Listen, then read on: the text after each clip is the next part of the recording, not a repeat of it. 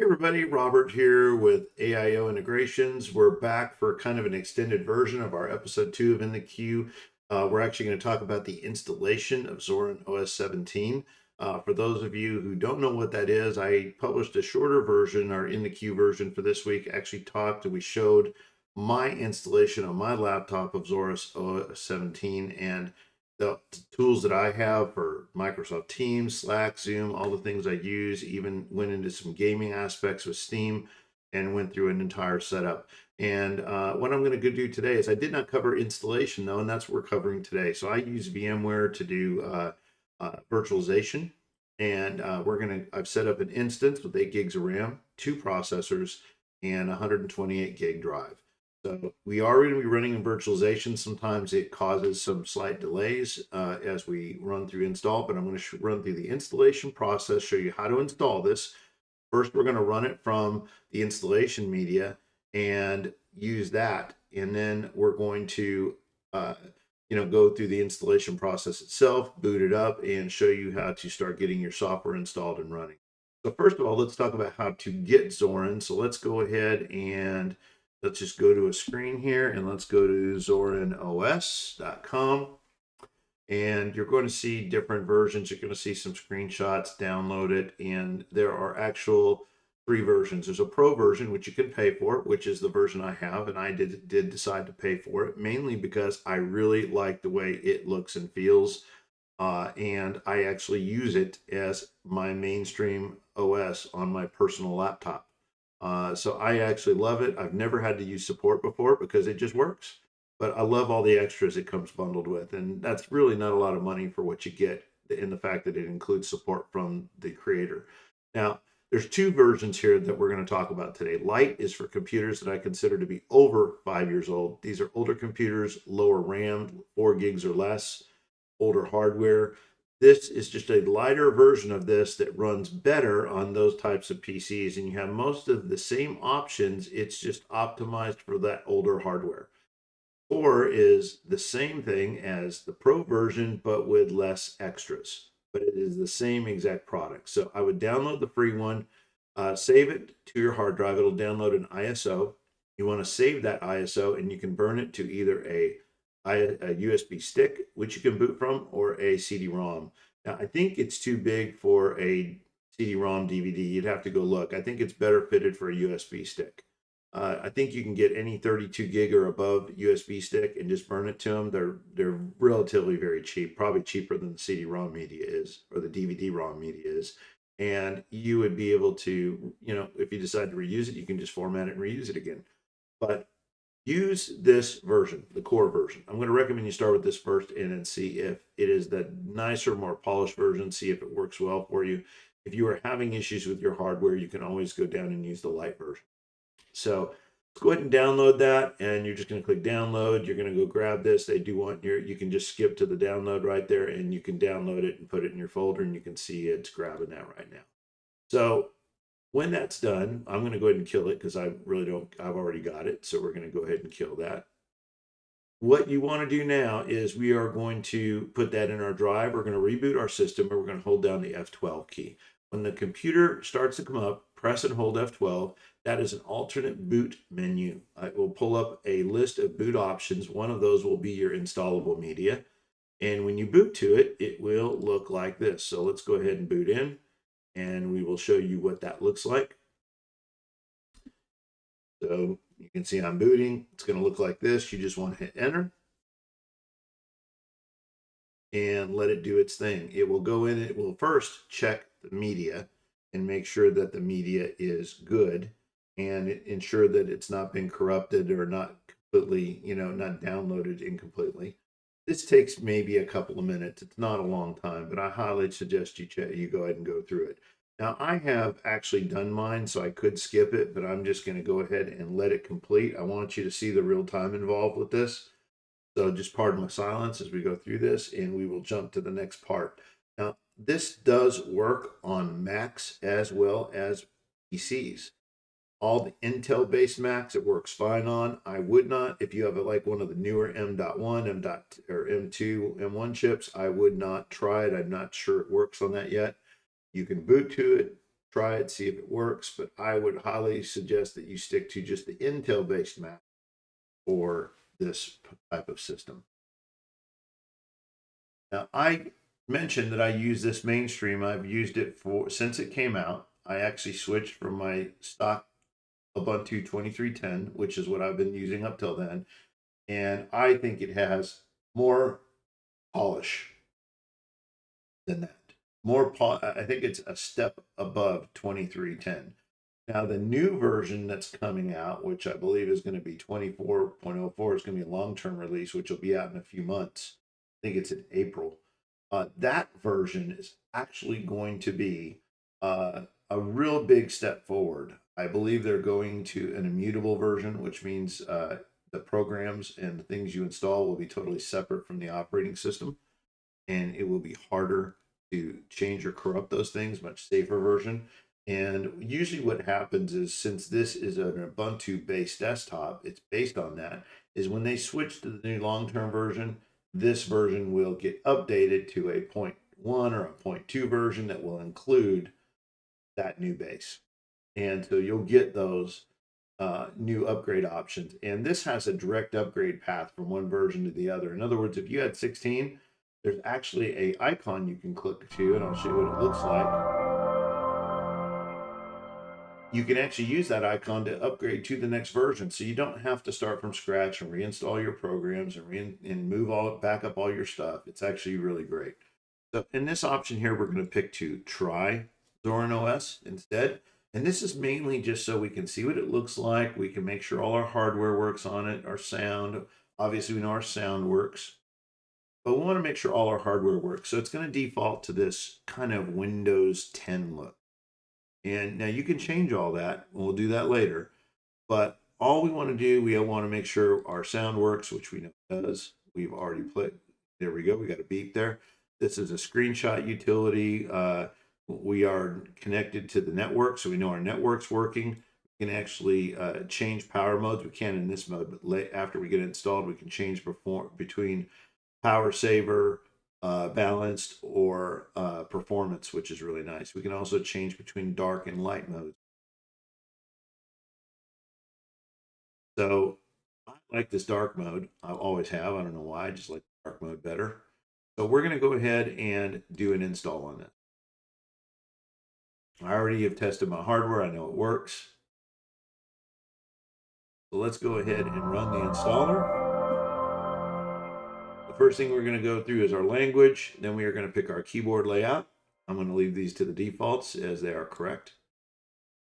Next thing we're going to do is choose whether we want a normal or a minimal install. I'm going to leave normal because I want it to install the fun stuff. I do want it to download updates while installing, and I do want it to install third-party software. I don't care to participate in the census. I've already done that, so I'm going to check that option. That is just gathering information about how many people, developers, and so on use it. And since this is a test or kind of a, being done for a blog, I'm not going to actually count this. They use those numbers to tell how many desktops it's actually been installed on, so I don't want to bloat their figures for.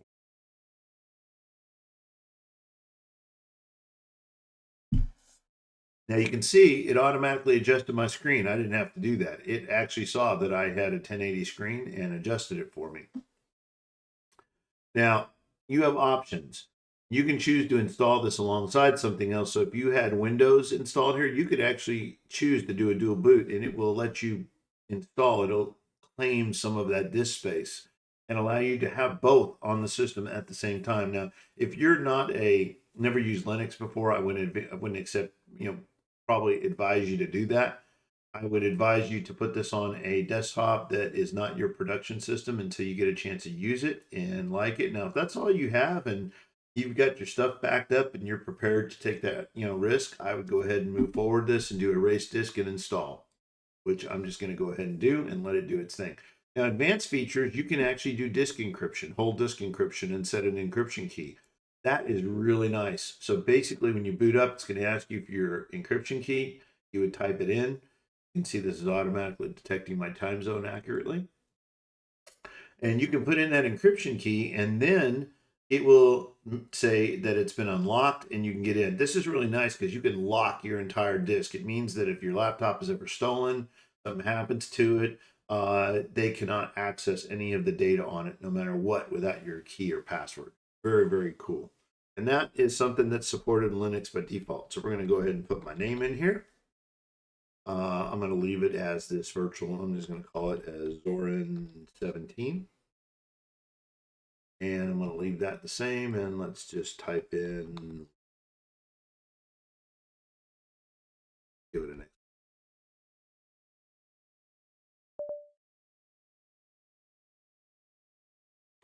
There we go.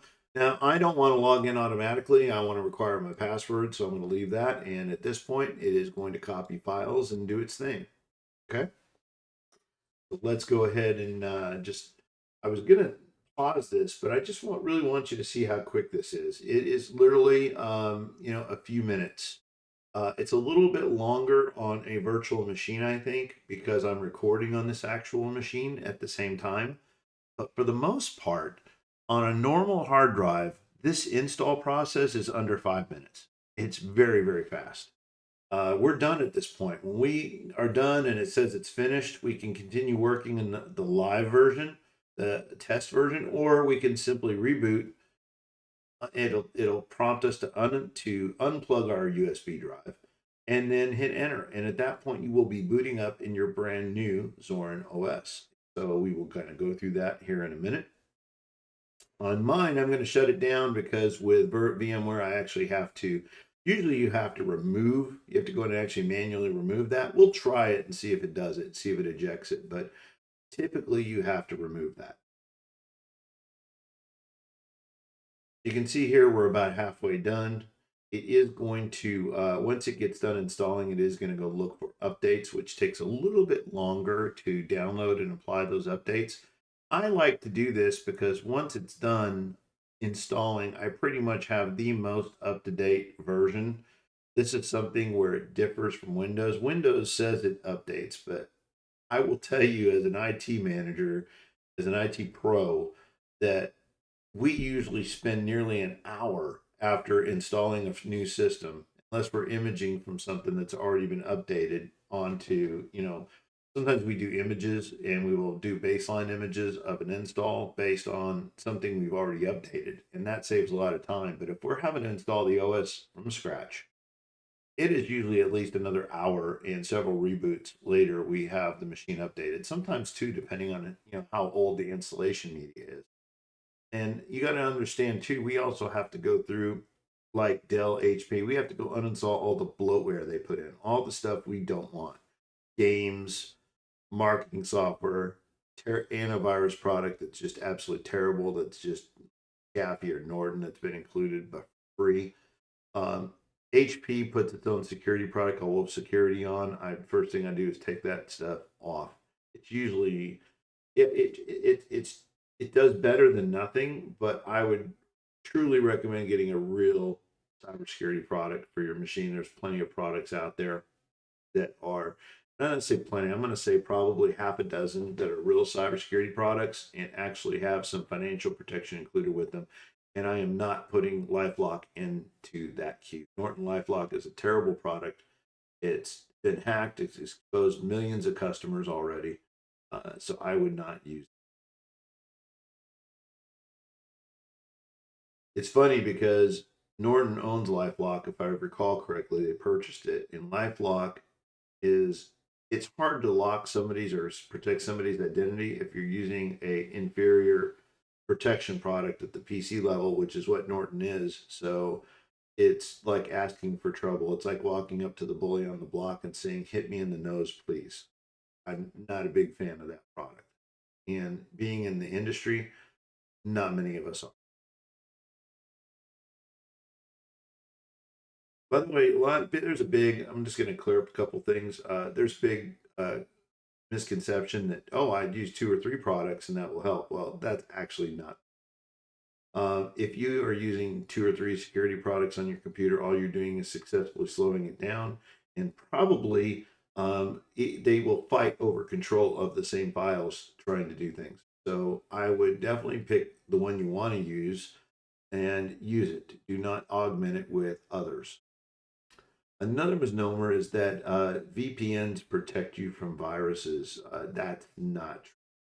They don't do anything to protect you from hackers or viruses. They protect your privacy, is what they do. In other words, if you don't want somebody knowing what you're doing, you don't want mom to see what you're doing, you don't want your boss to see what you're doing, then VPNs are great. Okay, they hide what you're doing from other people. Now, that is good if you are in a public Wi-Fi and you want to hide your traffic from people around, and it is definitely a successful tool to do that. But if you log into a corrupted Wi-Fi, you are going to already give them the farm anyway. So VPNs are it just somebody sold them as a security tool, and they're very limited in what they can do for security, at least in our. So don't waste your money unless you're doing something you don't want people to know about, and I don't want to know about it either. So we are just about finished. It is copying files. It's going to go through the update process next, and then we will be able to jump right into the rest of this here. I'm going to go ahead and I want to see if I can pause this so you don't have to sit through all this, but I did want you to see how much is actually, being done. And in other words, I wanted you to be able to see really how long this actually takes from start to finish. Typically, it's 5 minutes or less. It's not a long time.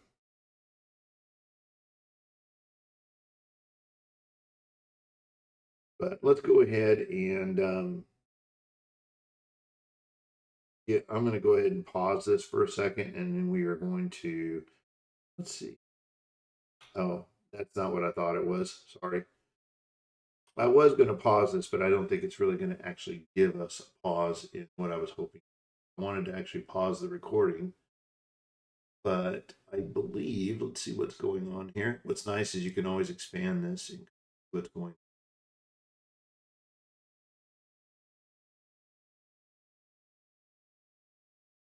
Here we go. And this is just what's going on the command line. So it kind of shows you what's going on in the background. You want to see what it's doing as opposed to looking at the ad based stuff up here. Typically, if you think that for some reason you think it's taking longer than it is, you can see here it's actually retrieving the updates now. And it is going to, wow, already received 178 updates files. What's really neat about Linux, and I'm going to take a second to talk about this, is that when the system updates, it updates every piece of software on your computer, on your system. In other words, you don't have to update Office and update Adobe and update all your individual programs separately. It updates everything on your computer in one process, and I absolutely love that. To me, that is fantastic. So it's going through the last of the file retrieving and installation part right here. And once it's finished, it will apply this and allow us to actually. So it looks like it has a few updates. It did system. It looks like it's doing some application updates now. But for those of you who haven't ever experienced Linux, I'll kind of talk about what's different. Now, true, it cannot run Windows programs. Now, you can run a compatibility layer called Wine that will allow you to run some Windows programs in Linux. I don't recommend it because then you actually enable the very same thing that allow hackers to actually get in and ruin Windows. So you actually open your system up to problems with that. I prefer not to do that. I prefer to find Linux programs that actually will do the same thing. And believe it or not, many of them are native. Slack, Zoom, Teams, all those, even Microsoft Edge has a Linux version. And that's because Microsoft secretly has its own Linux version that it uses internally for things and testing. So believe it or not, it's a lot more widespread than you think. And where Linux's popularity lies is not necessarily as much at the desktop level, even though there are hundreds of desktop variants. It lies in the back end. A lot of people don't realize that the very servers that drive our websites and power our infrastructure, about 75% of those are Linux based. So Linux plays a huge role in our ability to use and function on the internet every day. So we are just about done. It is actually getting rid of some things, making some final checks, and we should be finished here in just 1 second.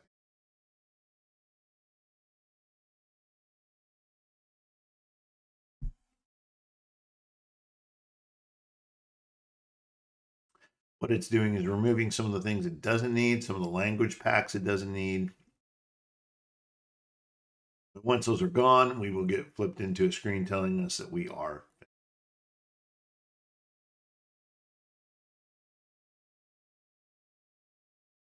Running some cleanup tasks now that we've gotten rid of some of that stuff.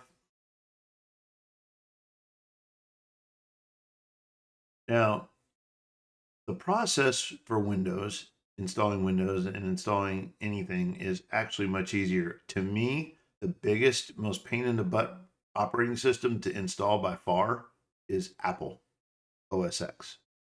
It has gotten so bad because they are finally starting to lock it down. But what's funny is the very thing they used to preach to users, saying how much easier it is to use, it is now much harder to use, with especially with a lot of third-party programs and things that are meant to protect you, like cybersecurity software, remoting in and helping support. They've just made it a lot harder because it never was secure in the first place. And there's people that argue this all day long. It is based on Unix, the same as Linux is actually was originally based on Unix and has a lot of similarities. So their built-in native secureness as an operating system is much different than Windows. And they are much more secure by default, but they still have their problems. So we are just about done. It is looks like it's unpacking and preparing the Linux kernel right now for our hardware, and we are just about done.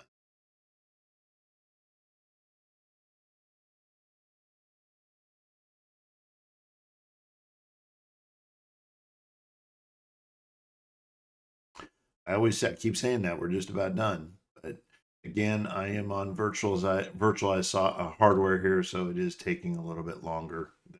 Good.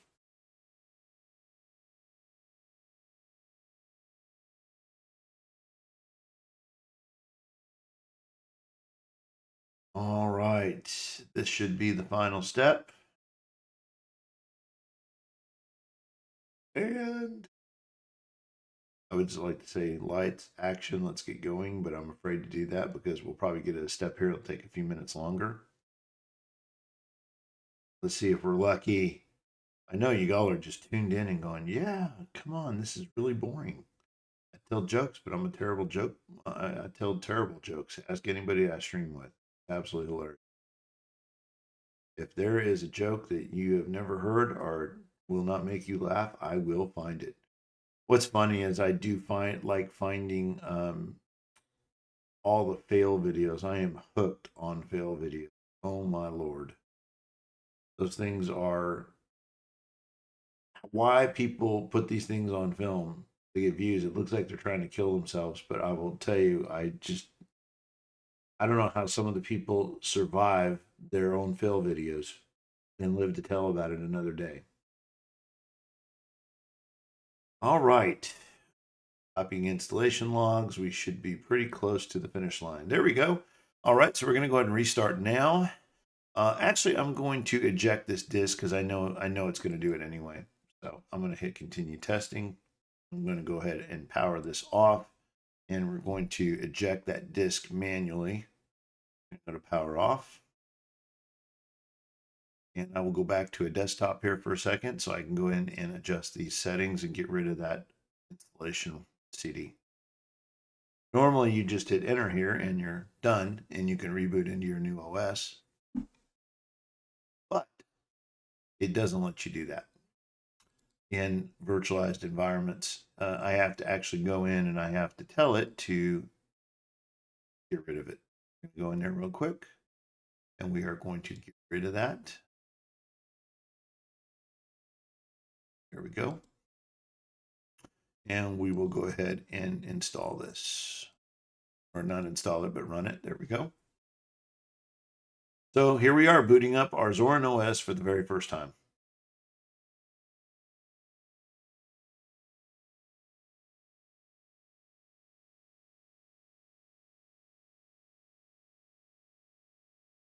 Now my actual system boots in about 8 seconds. It's very, very fast. It uses less than 2 gigs of RAM on a 16 gig system. And my processor load is usually around 1 to 2%. All right, so here we are on the default desktop here. I get my mouse over there. Come on, mouse. There we go. Oop, put it in the right path. Oh, why do I not have focus? There we go.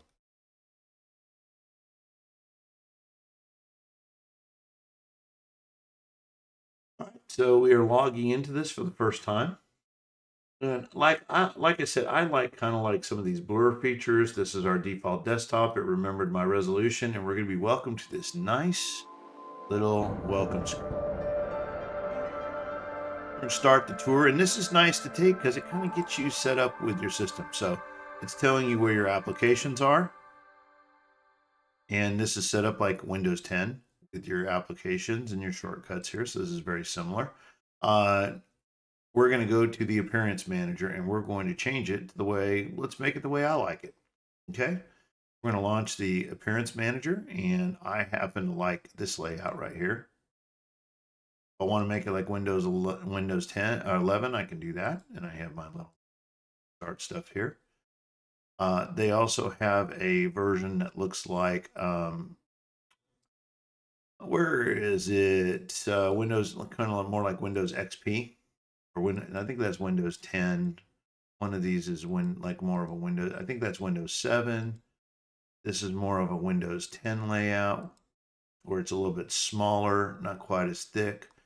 And then you have a really narrow one down here that's more like a Windows 7 or a Windows XP layout without the extra thick bar there. I like this one. Kind of reminds me of Mac. It's not the same, but it is similar. I want to go with a dark theme.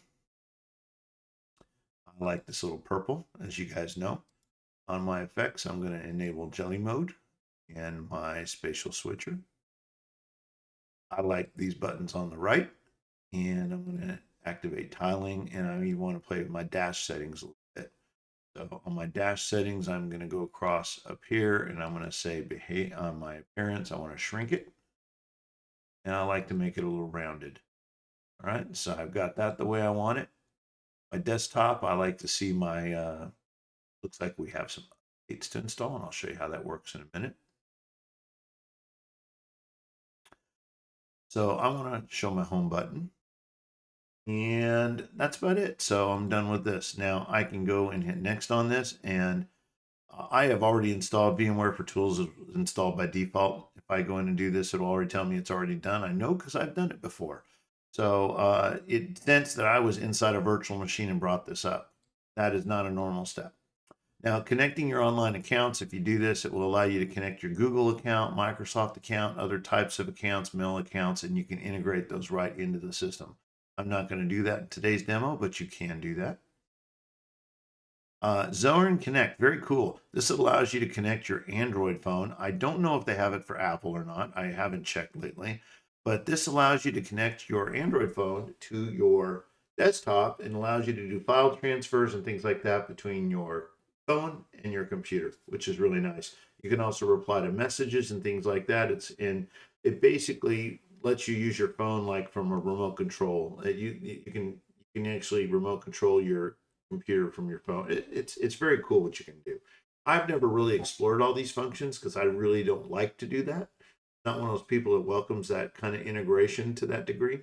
So here, launching the App Store. There is an App Store. We're going to get into that in a minute. And then also just visiting their homepage, learn more about it. So that's it. That's the welcome. All right. Now we are going to go ahead and apply some updates. Now you can see here, there are a list of some updates here if you want to expand it out and look. I am not going to put, you can see VirtualBox is not on here. That's a virtualization software because I am virtualizing, so I don't need that. And I'm going to go ahead and tell this to install now.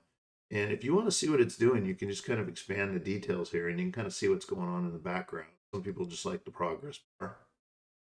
Sometimes I like to kind of look and see what's being updated, look for errors, things like that. But generally, it pretty much takes care of that and handles it very easily. Now, once this is done, my system will be updated. And if there's anything, sometimes it will require a reboot. Uh, but I would say compared to Windows, where you pretty much have to reboot it several times almost after every update, you do not have that problem with Linux. I would say about 1 out of every 5 times I update, I have to actually reboot the computer. It's generally whenever you have to change things with the hardware configuration or the Linux kernel itself, maybe a new patch, a security patch, or a new driver, and it will then sometimes require it to be reinstalled to get the best reliability and performance. It may function, but we want stability. That's what Linux is about, is reliability. Now, what's really nice is there's some default things here that are here by default, and you can add things. If I go to my menu here, I can simply see all the programs that are on my menu. And if I decide I want to add something from here and add it into my menu, all I have to do is kind of scroll to it. And let's see, let's say I want to put my settings down there. So I'm going to go over here. I'm going to right click. I'm going to pin to dash and right there. Very nice. Remember I told you there's an easy way to upgrade to new versions of the OS as it comes out. So when 18 comes out, I can simply come over here, double click this, and it will upgrade my whole system to 18 without any issue at all, without having to reinstall. Absolutely love that. Now there is Windows app support. You can see here there is a Windows app layer, and you can install that if you want to. I'm not a fan of putting that on, so you can see here it's going to it, and you can see here run Windows apps in Zorin with Wine or play on Linux. Now you can do that. A lot of people will do this for games and things like that. I am not a fan of it. I believe you bring too many of the problems. This is the App Store, by the way. I think you bring all the Windows problems right into Linux. So I personally do not do that. Go ahead and let this finish doing what it's doing. And then it looks like it is generating a new boot image. So it's very possible. Yep, we are going to have to restart. So let's go ahead and reboot it real quick.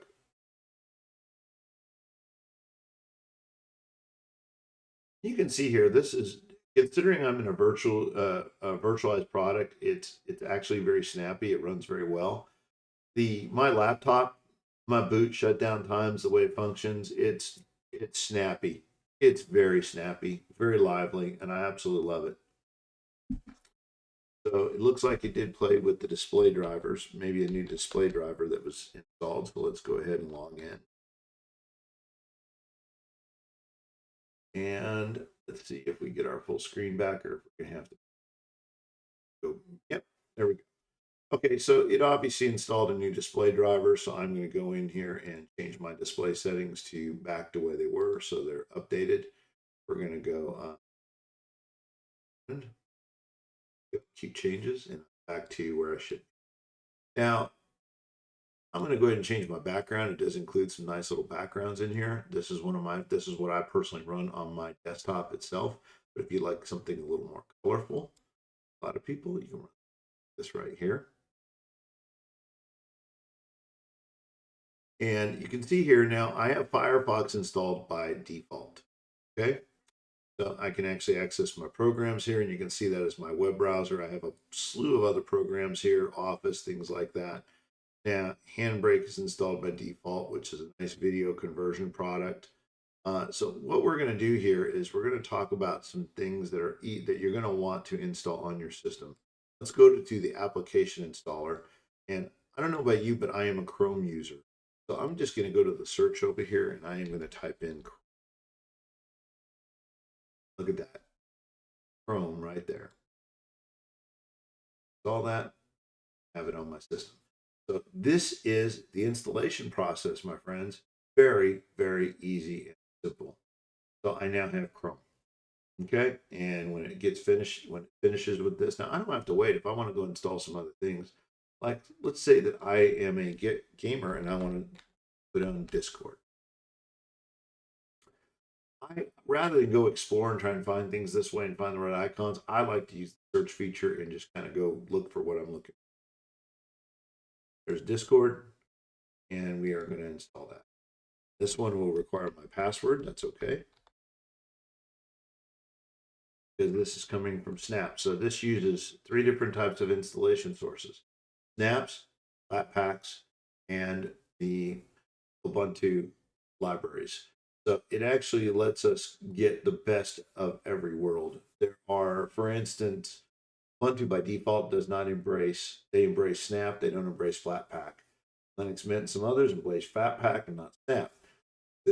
They've actually integrated all 3. So no matter what you like, you can find it. I love that.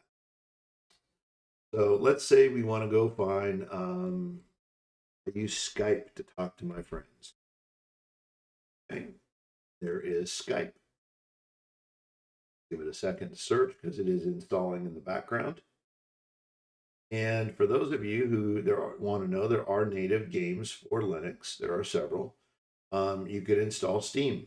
There is a native Steam client. Most people don't realize Steam Deck runs on Steam. So yes, you can game on Linux. Now it is not as, there's not the amount of variety on Linux as there is on Windows, but I'll show you what I use personally to get around that. I use a product called GeForce Now. I actually talk about that in the 15-minute video and show you those products, how they work. Well, that is just taking its time. I don't know if it's me or what it's doing, but it is definitely taking its time. So let's go back to search for a second. Let's try that again. See if it works any faster. Now, Skype is kind of a product that's been going away, and mainly because they're promoting Teams, and there is a Teams client. But if you can see here, it is here. Nice is I like that they include all these little windows with it so you can see it. So while that's installing, let's go look for Steam. We talked about that. And you can see here is the Steam installer. You can see this will look familiar to all you Steam users.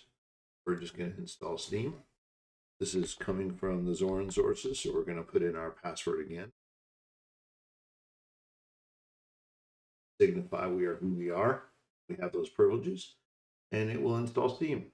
What's really neat is that if there are many of you out there that use Zoom, there is a native Zoom client for Linux. I love this. A lot of people don't realize how many native applications there are. You really are not missing out. So if you are using your computer to do internet, email, if you want to use something like Facebook Messenger, we use that a lot. So we're going to see the Zoom client is right here. See, this is what you normally see in your Zoom. We're going to install that.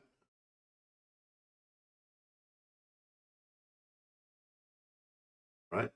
So let's go look. We talked about Teams, Microsoft Teams, and Slack. There's Teams for Microsoft. Yeah. You can install that. Now, Office. Great substitute for Microsoft Office is a product called Only Office. Let's type that right. And if you put that in, you're going to get it here, desktop editors. Oh, and you will see this looks just like Word and Excel and PowerPoint. And it will open all those formats and save in those formats just fine. This again is a free install without limitation. And we talked about Slack for those people that are big time Slack users. See, there's a Slack client right here. We're going to install that. Actually published by Slack.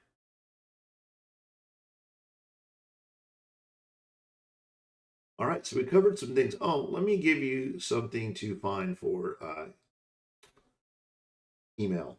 There's a great program. So depending on what kind of email. Now, if you're just using like Outlook, Yahoo, general email, calendaring with your email, you're just looking for email. I would say MailSpring. I love MailSpring. It's a great application. It's easy to use. It does a great job. Um, and it looks fantastic. It's nice, fast, snappy. Gives you the how it looks and feels is just very polished. It looks very good. Okay. Another program. Now, if you're using Office 365 or Google Workspace and you want to have that integrated calendar, oops,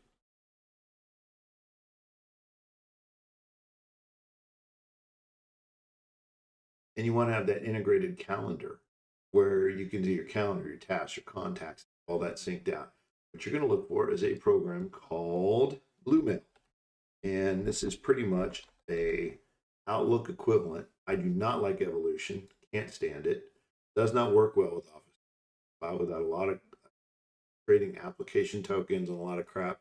This actually uses the built-in multi-factor authentication that is in Microsoft and Google, and will allow you to use it. And you can see the look and feel like for your calendars, contacts, your email is very similar to Outlook, and it supports multiple. Actually, it's the only product I've seen that supports multiple Office 365 accounts, and it will actually show you that blended calendar, that blended inbox, and let you go see everything in one view. Absolutely love this. It is not as, I would say, it's not as polished as Outlook, but it's getting better.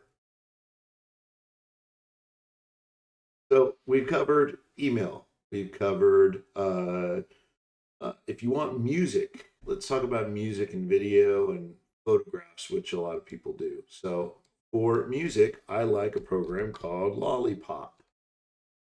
See if we can find it. There we go. Lollipop is a really wonderful program. You can see here's a snapshot of how it looks.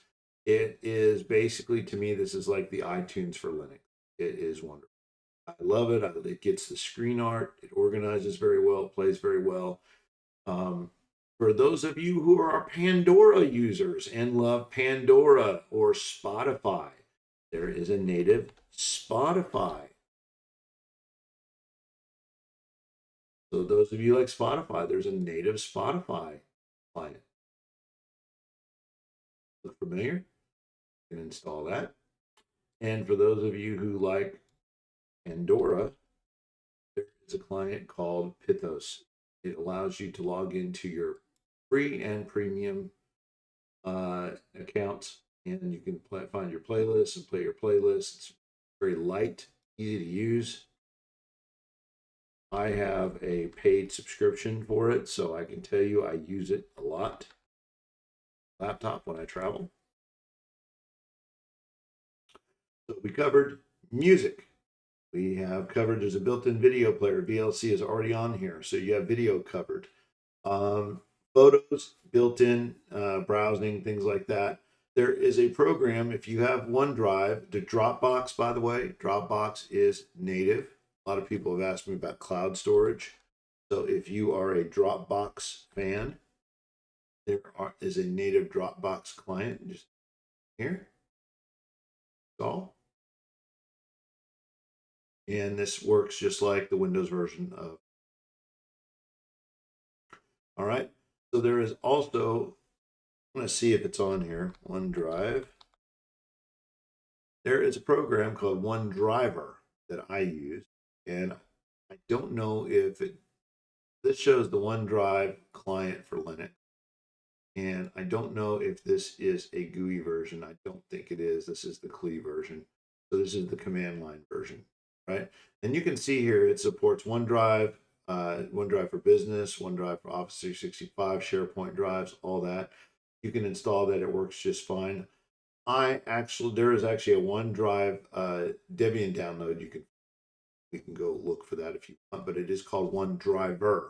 And that one actually opens up a nice GUI interface that allows you to set up your OneDrives, map it to a folder, and it actually does not copy everything down. In other words, it does just like OneDrive does on Windows. It lets you see everything, thumbnails, all that kind of stuff, and it only pulls it down and syncs it as you use it. And it does work for all these. This is the back end for it, so it is able to access all those things. Now there is another one. It is not as good in my book because it actually copies everything down. I was trying to find it. I see it is not in the library. Trying to see a shorter version of it.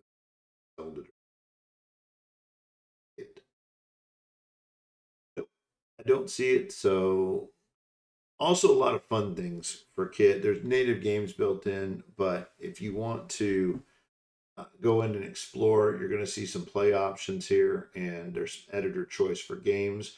There are a lot of native Linux games. Okay, a lot. There are thousands. Um, Again, pardon this is moving a little slow because I am installing in the background. I'm on a virtual machine, but there are literally thousands of games to choose from. And this isn't including the stuff that works with Epic, stuff that works out of Steam, and other game libraries. So definitely need to go take a look and check it out. There's everything from little space-based scrollers to, which I was looking for a screenshot here, but I don't see it, to other types of things. See Dropbox start required. I'm actually not going to start it because I'm not running Dropbox. I don't have anymore. But you can see things like you'll see things like Doom, see all sorts of things. There's a 3D racing program. Show you some screenshots. What it looks like. Oh, not very 3D to me. Some of these, this is my, I laugh because some of these are very, like good for kids, and of course others are actually a lot better. So it really depends. They have some Mario Kart type games. Like if you're a chess person, Dream Chess is wonderful. Really nice 3-dimensional chess game. Um, there are programs that are fun. It's like Mario Kart called Tux Racer, which are a lot of fun. Very fun 3D native Linux games. Game Hub, they have controller programs, let you program your works with PlayStation and Xbox. So I actually personally use a PlayStation 5 controller that I bond through Bluetooth, and it works great. But feel free to. There are so many games, thousands and thousands of games, and there's tons of educational stuff, lots of stuff for kids. So you could spend weeks in here exploring the amount of software that's in here. There's stuff for home productivity and a lot of other things. And those programs are automatically installed here. So if I want to actually go in and shortcut any of these things, like I want to add Chrome, I'm going to pin it to Dash. I want Discord over there, and say I want to pin Zoom over there, Teams. Those things are now on my dashboard. So I can now go in, I can reorganize bits around, move them over here with my other applications. And I now have my setup the way I want. Folder, probably haven't talked about this very much. This is the default folder look here. You see it's very much like Windows. I got my documents, I got my music. Other locations will show me my hard drive, and it will also show me all my network drives. So very, very easy way to get around. It does do thumbnail previews and things like that. So if I was to download pictures or anything like that, I would see thumbnails for those things in here. Music is the same way, videos. It's very easy to use. You basically have a full working system from the get-go, and it's just a matter of kind of downloading and customizing it the way that you want to. And I would highly recommend that you spend some time and play with this. See if you like it first. Put it on an older system, put it on a system that's not critical to you using in your daily life, and see if you can make it work for what you do. If all you're using is web-based applications at work, then it will work with pretty much. And I'm talking about Office 365. I'm talking about Google. All the Google stuff is very well supported, and there's not much you can't do in this that you can't do in Windows or Mac. So what I like is that you can make it your own. And to me, being able to make something your own that you work with every day, as much as I work in this industry, I love being able to make something, give it that little change and do what I want. Anyway, thanks for watching. This is the expanded view of, if you want to see more programs like Steam and things, we did a 15, 17-minute video that we released, which is the short version of this. This is for people that wanted to see how the install works, how it goes, how long it takes, and how to set up the system for themselves. Thanks for watching, and we'll see you next time on In the Queue.